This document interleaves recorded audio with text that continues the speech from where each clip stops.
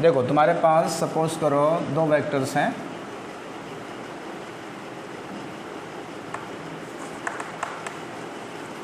कुछ example simple कर लेते हैं। एक वेक्टर और ले लो 5 यूनिट्स, वेक्टर बी का मॉड है ये भी 5 units, and the angle between them is 90 degree. दोनों वेक्टर्स के बीच का एंगल कितना है? 90 degree. So find the magnitude of the resultant vector.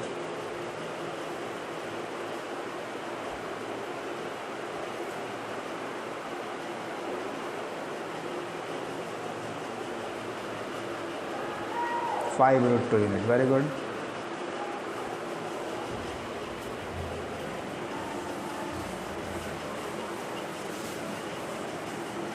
(5√2 हो जाएगा ना? ठीक है। √a² + b² + 2ab cos theta, यही है।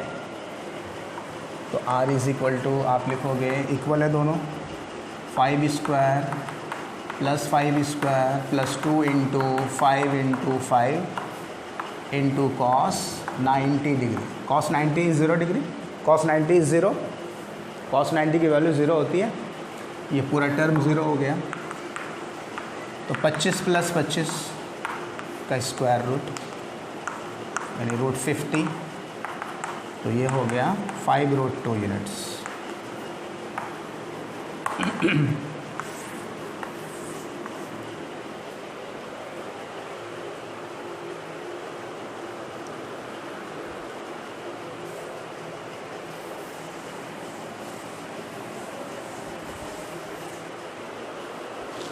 चलिए एक और एग्जांपल करें। Find the angle between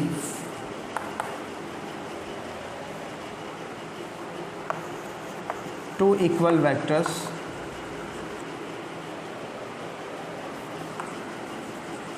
whose resultant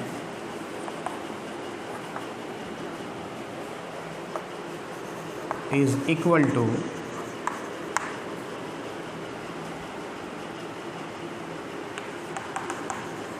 either of the vectors।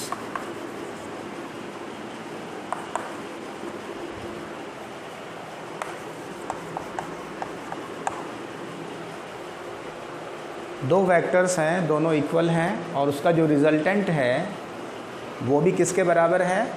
One of the vector के बराबर। इन दोनों वेक्टर्स में से किसी वेक्टर के बराबर है रिजल्टेंट, है ना? तो उसके बीच एंगल क्या होगा? दोनों के बीच एंगल क्या होगा?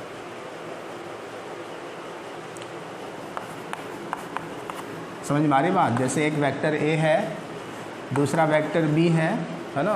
दोनों का मैग्नीट्यूड सेम है, इक्वल वेक्टर है, और जो रिजल्टेंट है वो भी बराबर है किसके? आइदर ए के या फिर बी के। तो आपको क्या फाइंड करना है? You have to find the value of theta. A और बी के बीच का एंगल कितना होगा?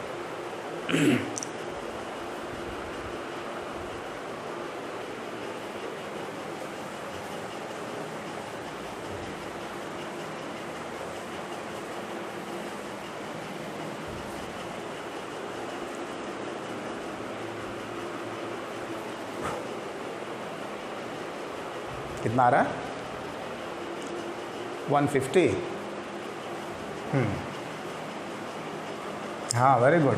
cos थीटा = -1/2 ये होगा। हाँ, तो सही आया तुम्हारा। cos theta = -1/2।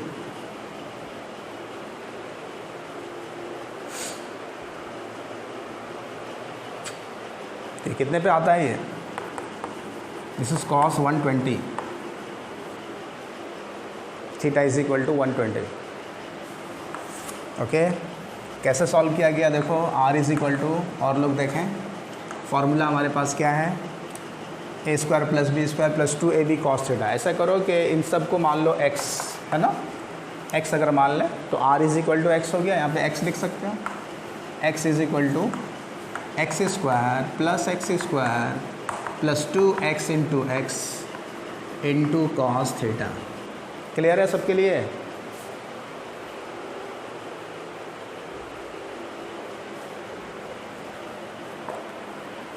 r is equal to a is equal to b is equal to x मान लिया हम लोगों ने,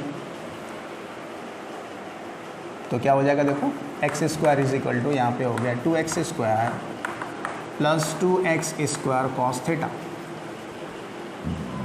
स्क्वायर रूट से यहाँ पे हटा दिए, इसको इधर ले आइए, this is minus X square is equal to 2x square cos theta.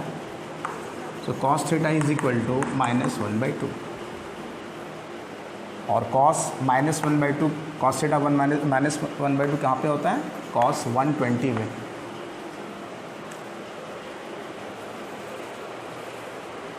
Unit circle पढ़ा है सब लोगों ने ना? Okay, so it is 120 degree.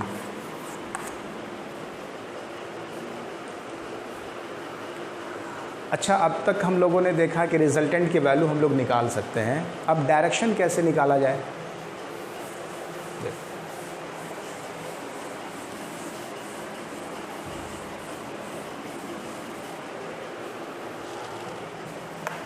Heading दे दो, direction of resultant vector. Direction of resultant vector, ये जो रिजल्टेंट वेक्टर का मैग्नीट्यूड हम लोगों ने निकाला, अब इसका डायरेक्शन, क्योंकि हर वेक्टर के पास क्या होगा, एक तो मैग्नीट्यूड होगा और साथ में डायरेक्शन भी तो होगा, तो डायरेक्शन को कैसे फाइंड किया जाता है? तो इसके लिए क्या करेंगे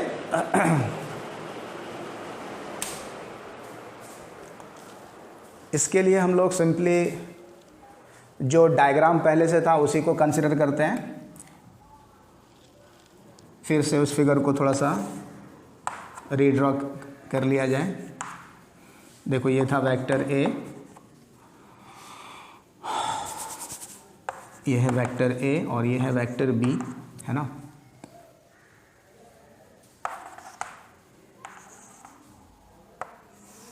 और ये है हमारा रिजल्टेंट वेक्टर आर। ठीक है, तो इसमें हम लोग सपोज कर लेंगे कि ये जो रिजल्टेंट है, ये रिजल्टेंट वेक्टर ए के साथ कुछ एंगल बना रहा है जिसको हम लोगों ने नाम दे दिया फाई। सपोज कर लो ये जो रिजल्टेंट वेक्टर है, यह वेक्टर ए के साथ फाई एंगल बनाता है। रिजल्टेंट वेक्टर बी के साथ भी एंगल बना रहा होगा, है ना? तो हम लोगों ने यहाँ पे किसके लिए लिया है? ए के साथ लिया हुआ है। ठीक है, तो जो भी वैल्यू फाई का आएगा तो हमको बताना होगा कि रिजल्टेंट वेक्टर ए के साथ फाई एंगल बनाता है। तो यहाँ पे आप लिख लो, let the resultant vector are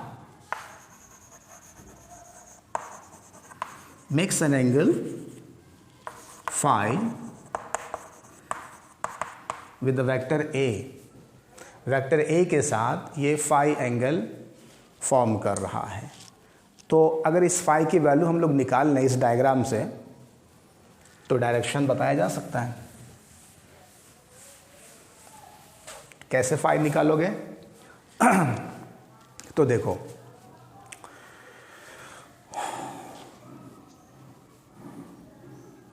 ये कौन सा पॉइंट था? एम था ना? एम, एन, ओ और ये के था ना? यही था ना? देख तो,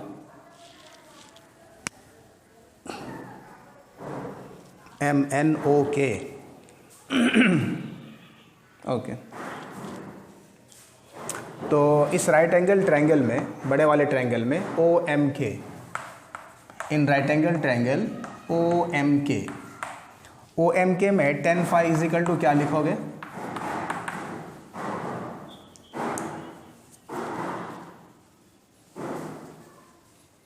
ज्वाइन नहीं हो पा रहा।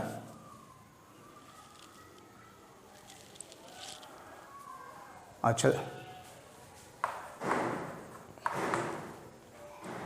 ओके, तो tan phi is equal to क्या लिखोगे? परपेंडिकुलर बाई बेस, ओ के बाई एम के लिख सकते हैं ना?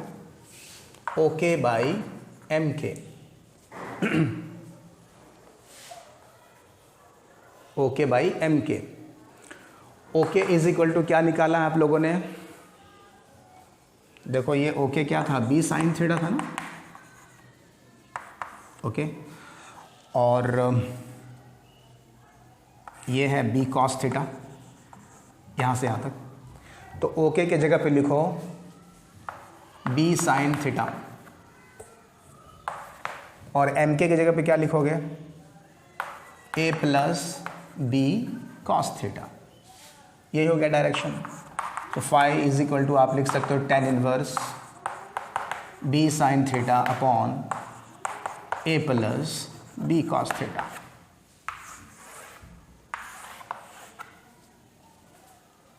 ये डायरेक्शन बताएगा।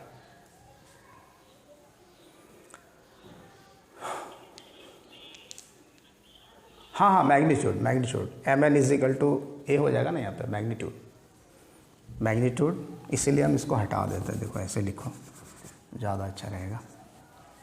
ए प्लस बी कॉस थीटा,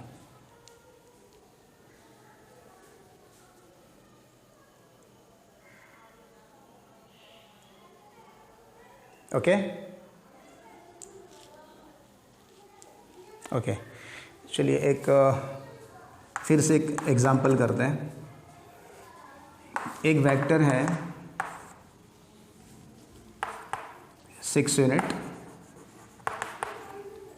दूसरा वेक्टर बी है, ये भी 6 यूनिट है सपोज करो। दोनों के बीच का एंगल है 60 डिग्री। तो आप निकालो magnitude of R and direction of resultant vector, R. Magnitude निकालो, साथ ही साथ रिजल्टेंट वेक्टर का डायरेक्शन क्या होगा वो बताओ।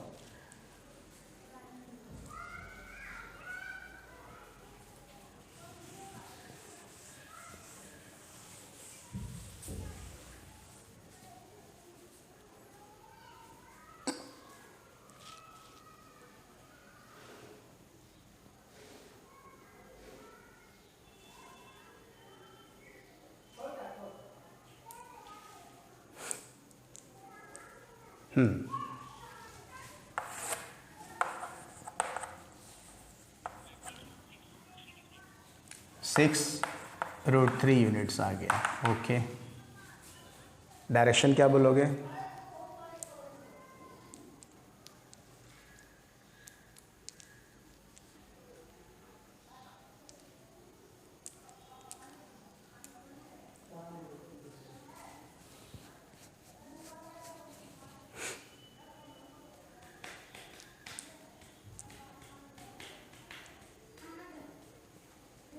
डायरेक्शन के लिए क्या करेंगे? tan फाई, है ना? हाँ, जो भी है, very good. tan phi is equal to आप क्या लिखोगे? बी साइन थीटा, बी मतलब 6 हो गया, साइन 60 डिग्री,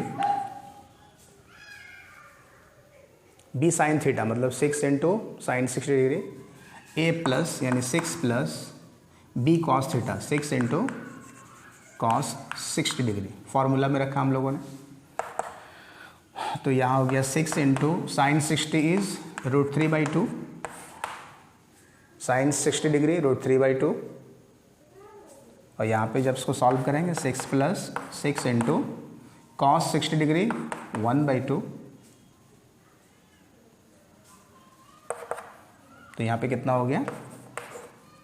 3√3 अपॉन, सॉल्व करो इसको, 6 और 3 9, है ना? यानी इसको सॉल्व करेंगे 3, so it comes to be 1/√3 ना। tan phi is equal to कितना आ गया? √3, 1/√3। tan phi is equal to आ रहा है 1/√3। tan phi is equal to 1/√3। तो ये tan की कौन सी वैल्यू देता है? tan 30 डिग्री ना, अगर उसको 10 के फॉर्म में लेकर 1/√3 को, तो 10 30 डिग्री हो गया। So phi is equal to 30 degree. तो आप क्या बोलोगे? द रिजल्टेंट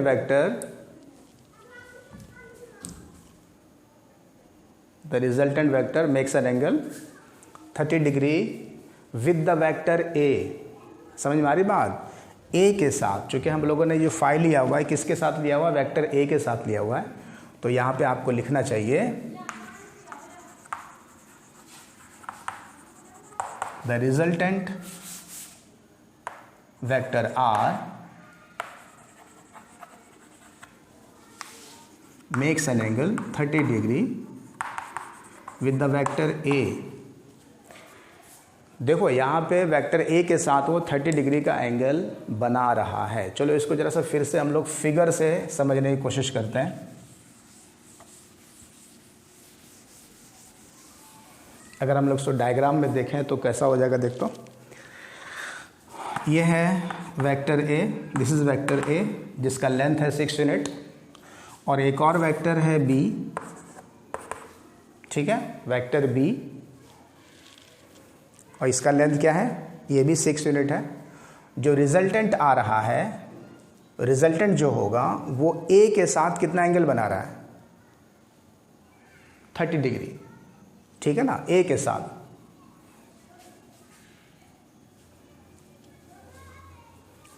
इस फिगर में थोड़ा समझते हैं। देखो यहाँ पे इसी फिगर में समझे, ठीक है। देखो ये है हमारा 6 यूनिट, और ये भी है 6 यूनिट, और ये आ गया 30 डिग्री, ठीक है। तो रिजल्टेंट ए के साथ 30 डिग्री बना रहा है। अब तुमसे अगर पूछा जाए कि वो बी के साथ कितना एंगल बना रहा है, तो क्या करोगे? रिजल्टेंट जो है वो बी के साथ कितना एंगल बनाएगा? हाँ, यस। देखो ऐसा करो, इस बी को यहाँ पे रिप्लेस कर सकते हैं हम लोग, शिफ्ट कर लो इस वेक्टर बी को। यहाँ पे अगर हम लोग लिखना चाहें तो ऐसा कर सकते हैं, ये वेक्टर बी। अब ये रिजल्टेंट वेक्टर बी के साथ कौन सा एंगल बना रहा है? तो ये एंगल बना रहा है ना। तो ये कौन सा एंगल है? आप ध्यान से देखो, दिस एंगल इज, यहाँ से यहाँ तक थीटा है ना, ये पूरा थीटा है। तो थीटा में फाई को माइनस करोगे, थीटा माइनस फाई। समझ रहे मेरी बात? वेक्टर बी रिजल्टेंट के साथ कितना एंगल बना रहा है? Theta minus phi.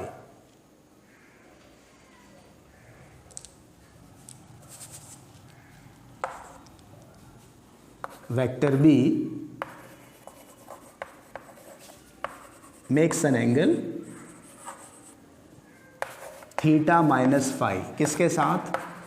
With resultant vector are.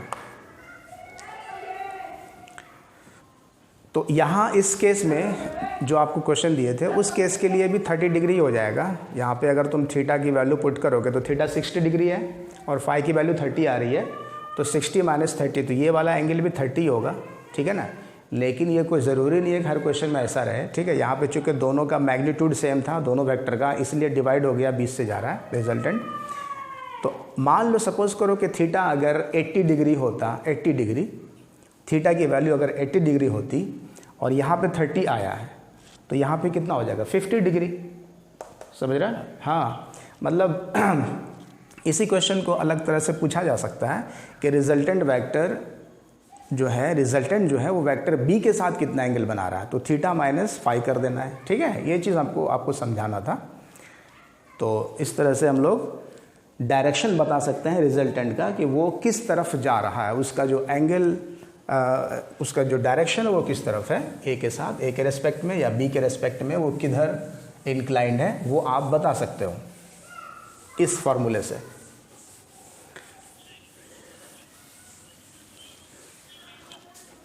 फिर से बता रहे हैं, ओके। देखो समझो, ये फाई क्या चीज़ है? फाई एंगल है किसके बीच? आर के बीच एंड वेक्टर ए के बीच। ये हम लोगों ने पहले ही से माना हुआ, ये एज्यूम किया हुआ है फॉर्मूला में। समझ रहे हो ना? ये हम लोगों ने फॉर्मूला में पहले ही से एज्यूम किया हुआ है, मान लिया है ऐसा, कि phi is the angle between vector resultant vector R and the vector A. तो आपसे पूछा जा रहा है what is the angle between resultant vector R and B. समझ रहे हैं ना, फाई एंगल है किसके किसके बीच, आर और ए के बीच। तो आर और बी के बीच कौन सा एंगल होगा, तो आपको डायग्राम से देखना पड़ेगा, समझना पड़ेगा। देखो तो यहाँ पे अगर आप डायग्राम को ध्यान से देखो तो बी और आर के बीच यही ना एंगल बन रहा है, ये वाला एंगल। और ये एंगल तुम कैसे फाइंड करोगे, देखो यहाँ ये पूरा का पूरा थीटा हो जाएगा, यहाँ से यहाँ तक ए और बी के बीच का एंगल थीटा, और उसमें से फाई को माइनस करना है, फाई को माइनस करना है तो ये क्वांटिटी बचेगी ना। So answer is theta minus phi. ठीक है, ओके। जैसे अगर किसी क्वेश्चन में फाई की वैल्यू आ रही है, सपोज करो 30 डिग्री है ना, और थीटा की वैल्यू पहले से दे रखा है इन्होंने 45 डिग्री, ठीक है ना। फाई की वैल्यू आ रही है 30 डिग्री, इसका मतलब क्या हो गया कि ये एंगल, ये जो रिजल्टेंट है वो ए के साथ 30 डिग्री बना रहा है, तो बी के साथ कितना बनाएगा, हाँ 15। बस यही चीज़ समझना था। ओके, चलिए अब हम लोग आगे बढ़ें, स्पेशल केसेस थोड़ा सा देख लें।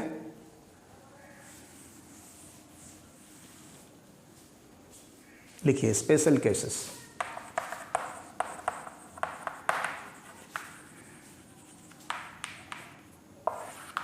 कुछ स्पेशल केसेस हैं जिसको हम लोग को देखना चाहिए।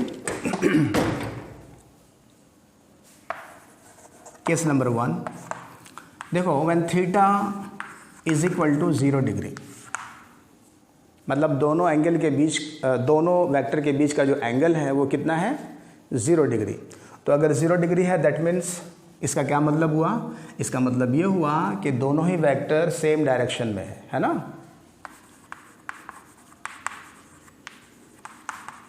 Both the vectors are in the same direction. तो दोनों अगर सेम डायरेक्शन में होंगे तो क्या होगा, उसका रिजल्टेंट क्या बनेगा और एंगल क्या होगा, डायरेक्शन क्या होगा। देखो यानी ये देखो, ये वेक्टर ए मान लो और ये वेक्टर बी मान लो, और दोनों के बीच का एंगल कितना है, देखो तो अगर दोनों पैरेलल है, दोनों सेम डायरेक्शन में है तो एंगल इज 0 डिग्री। तो इस केस में रिजल्टेंट वेक्टर का जो मैग्नीट्यूड होगा वो क्या हो रहा है, देखो A square plus B square plus क्या हो जाएगा 2ab cos 0 डिग्री, यही लिखोगे। A square plus B square plus 2ab cos 0 degree, यही होना चाहिए। तो cos 0 की वैल्यू क्या होती है, cos 0 इज 1 है ना। तो यहाँ पे पुट कर दो वैल्यू, देखो क्या आ रहा है, तो A square plus B square plus 2ab cos 0 तो 1 हो गया, तो 2ab हो गया। तो A square plus B square plus 2ab is A plus B whole square, ऐसा होता है। तो आर की वैल्यू सिंपली कितनी आ रही है, ए प्लस बी, यानी दोनों वेक्टर क्या हो जाएगा, जुड़ जाएगा, सिंपली ऐड हो जाएगा, ठीक है ना। ए और बी ऐड हो जाएगा। इसको ऐसे फील करो जैसे कोई ऑब्जेक्ट है, मान लो ये वाला, इस पर 2 फोर्स एक साथ लग रहे हैं, 6 न्यूटन और 4 न्यूटन, एक ही डायरेक्शन में, सेम डायरेक्शन में अगर लगेगा तो रिजल्टेंट फोर्स इस ऑब्जेक्ट पे कितना लगेगा, 10 न्यूटन, सिंपली ऐड हो जा रहा है ना। अगर सेम डायरेक्शन में फोर्स है तो वो क्या हो जाएगा, ऐड हो जा रहा है। तो अकॉर्डिंग टू दिस फार्मूला, इस फार्मूला के हिसाब से हो रहा है, क्योंकि फोर्स वेक्टर क्वांटिटी है तो ये इसी फार्मूला को फॉलो करते हुए इस तरह का रिजल्ट दे रहा है। तो टोटल फोर्स कितना हो गया, 10 न्यूटन। तो रिजल्टेंट वेक्टर जो है वो क्या हो जाएगा, ए प्लस बी, दोनों ही वेक्टर्स के मैग्नीट्यूड का जो सम होगा वो हो जाएगा रिजल्ट। किस केस में, theta is equal to 0 degree वाले केस में। अच्छा डायरेक्शन क्या होगा, देखो tan phi निकालना चाहोगे तो क्या होगा, देखो tan phi निकालेंगे तो क्या होगा, फॉर्मूला क्या है तुम्हारे पास, b sin थीटा, तो b sin 0 degree upon a plus b cos 0 degree, तो sin 0 इज 0, ये तो 0 हो गया। tan phi is equal to 0 degree, that means इसको अगर हम tan के फॉर्म में लिखें तो tan 0 लिखेंगे, तो phi की वैल्यू क्या आ रही है, 0 डिग्री। phi की वैल्यू क्या आ रही है, 0 डिग्री, तो क्या बोलोगे, रिजल्टेंट वेक्टर किस तरफ है, वेक्टर ए के डायरेक्शन में है, समझ रहे हो ना, हाँ मतलब सेम डायरेक्शन, अरे जो ए का डायरेक्शन है वही बी का डायरेक्शन है, वही आर का भी डायरेक्शन हो गया। क्लियर है बिल्कुल।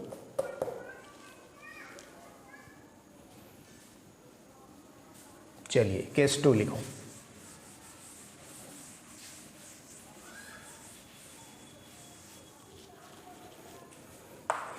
केस 2 में देखिए when theta is equal to 180 degree, 180 का क्या मतलब हुआ, दोनों वेक्टर्स आपस में क्या है, एक दूसरे के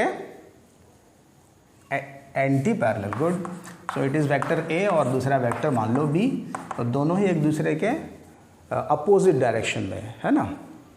तो अगर अपोजिट डायरेक्शन में होगा तो थीटा 180 हो गया तो उस केस में रिजल्टेंट वेक्टर की वैल्यू क्या आ जाएगी, मतलब मैग्नीट्यूड क्या आएगा, A square plus B square plus 2ab cos 180 degree. बताओ कॉस 180 कितना होता है, -1, तो आप यहाँ -1 पुट करोगे तो यहाँ पे माइनस हो जाएगा, तो ओवरऑल फॉर्मूला क्या बनेगा, देखो a minus B whole square root, ऐसा होगा। सो r इज इक्वल टू क्या हो गया, a माइनस बी। रिजल्टेंट की जो वैल्यू होगी वो क्या हो जाएगी, a माइनस बी हो जाएगी। ओके, अब यहाँ पे एक चीज़ ध्यान दो, इसी एक्सप्रेशन को मैथमेटिकली क्या ऐसा लिखा जा सकता है, देखो तो b माइनस ए होल स्क्वायर, ऐसा भी हो सकता है ना, उसको लिख सकते हैं। इसका मतलब ये हुआ कि r की जो वैल्यू है वो a माइनस बी भी हो सकती है और b माइनस ए भी हो सकती है, ठीक है। और एक चीज़ हमेशा ध्यान रखना कि जो रिजल्टेंट होता है वो ऑलवेज पॉजिटिव होता है, रिजल्टेंट क्या होता है, ऑलवेज पॉजिटिव होता है। तो जब पॉजिटिव होता है तो तुमको चूज़ करना पड़ेगा अकॉर्डिंग टू मतलब कि सिचुएशन के r किस केस में पॉजिटिव आएगा। अगर a बड़ा है तो ये लागू होना चाहिए, अगर a का मैग्नीट्यूड b से ज़्यादा है तो ये लगाना है, अगर b का मैग्नीट्यूड a से ज़्यादा है तो वो लगेगा। क्यों, इसलिए कि r को हमेशा क्या होना है, पॉजिटिव। तो आप लिख लो resultant vector is always positive, ये कभी भी नेगेटिव नहीं होता है।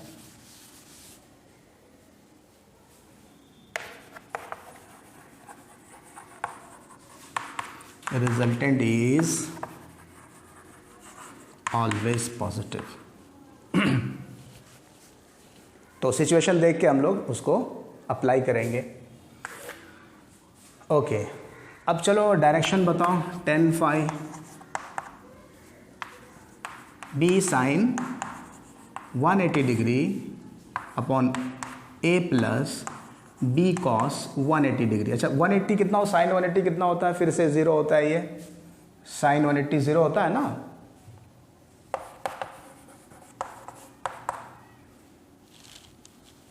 ये 0 हो गया, तो phi इज इक्वल टू क्या आ गया, 0। phi is equal to 0,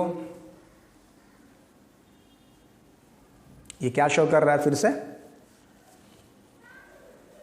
resultant का डायरेक्शन किस तरफ होगा बताओ,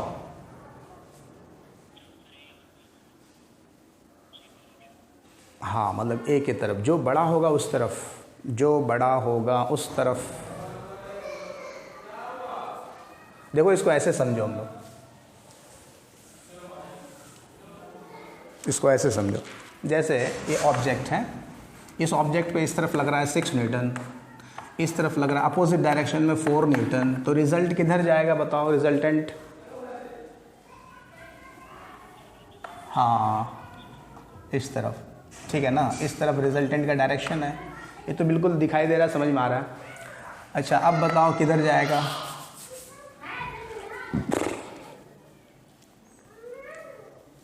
ये 14 न्यूटन इधर जाएगा, है ना। हाँ तो यहाँ एक्चुअली आर का जो डायरेक्शन है उसको थोड़ा सा ध्यान रखना कि आर का जो डायरेक्शन होगा वो किस तरफ होगा, जिसका मैग्नीट्यूड ज़्यादा होगा। क्लियर है? सेम डायरेक्शन में ही होगा लेकिन जिसका मैग्नीट्यूड, तो ज़ीरो वेक्टर हो गया आर्बिट्ररी,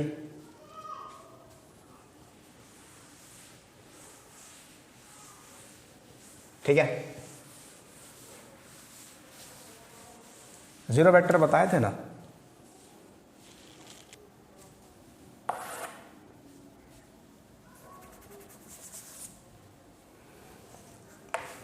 केस 3 देखो, when theta is equal to 90 degree. Theta 90 का क्या मतलब हुआ? The vectors are perpendicular to each other, एक दूसरे के परपेंडिकुलर है।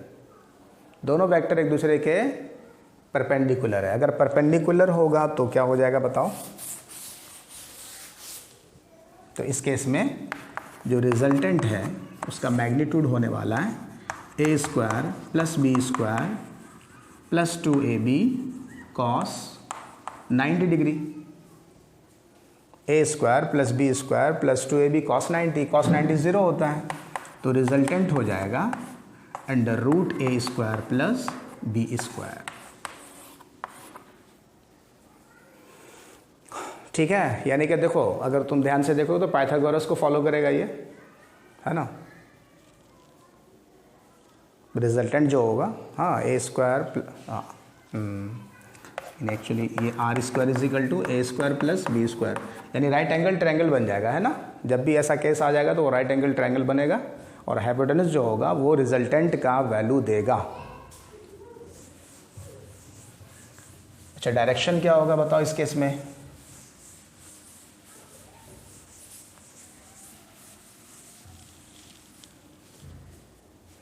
डायरेक्शन हम लोग निकालेंगे तो कुछ इस तरह से निकलेगा, tan phi is equal to B sine theta, B sine 90 degree upon A plus B cos 90 degree,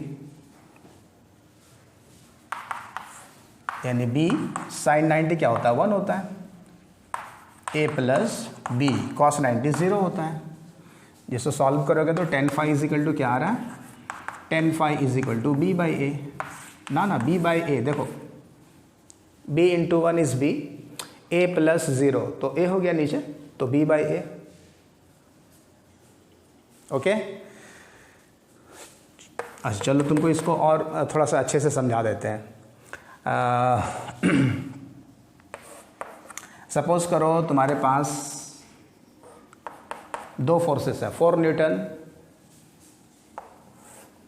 और 3 न्यूटन, ठीक है ना, और दोनों एक दूसरे के परपेंडिकुलर डायरेक्शन में है।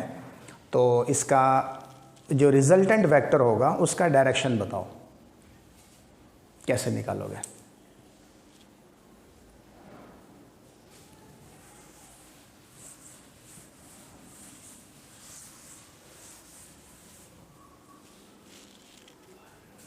ये है 4 न्यूटन, फिर इसके हेड पे इसके टेल को लगाना है। ऐसे कुछ डायग्राम आएगा देख तो, 4 न्यूटन और 3 न्यूटन, और रिजल्टेंट ये हो जाएगा रिजल्टेंट, है ना। वैल्यू पुट करो, सारा कुछ पुट करोगे तो ये आ जाएगा 5 न्यूटन, आएगा कि नहीं आएगा बताओ? ये रिजल्टेंट, हाँ ठीक है। हाँ तो देखो ये रिजल्टेंट जो है, ये इसको तुम ए माने हुए हो, इसको बी माने हो, ठीक है ना, ये चीज़ है ना। तो ये हो गया 5, ये एंगल तुमको फाइंड करना है ना। तो देखो तो लिखेंगे tan phi is equal to 3/4। tan phi is equal to क्या हो जाएगा 3/4। तो यही हो गया आंसर। आप लिखोगे tan इनवर्स 3/4, यानी वेक्टर ए 4 न्यूटन वाला फोर्स रिजल्टेंट फोर्स के साथ tan इनवर्स 3/4 एंगल बना रहा है।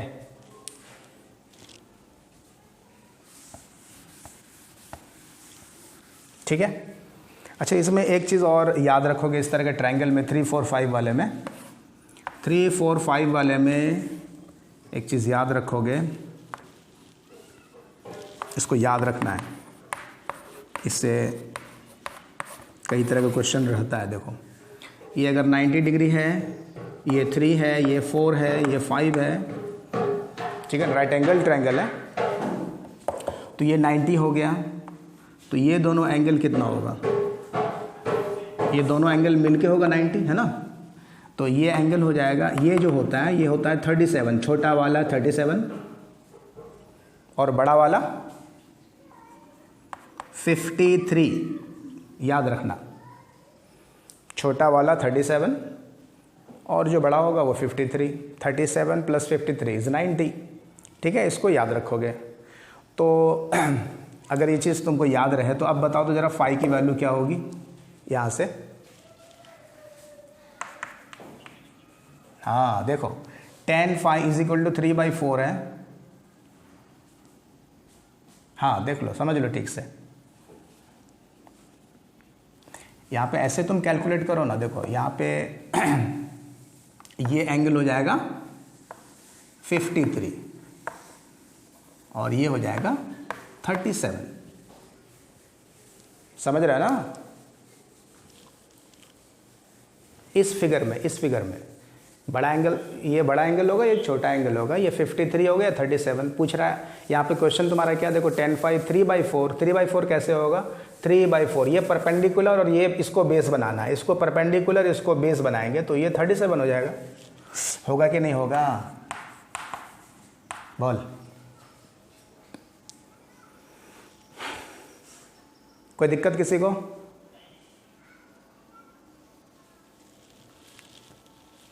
हाँ, तो अब बताओ।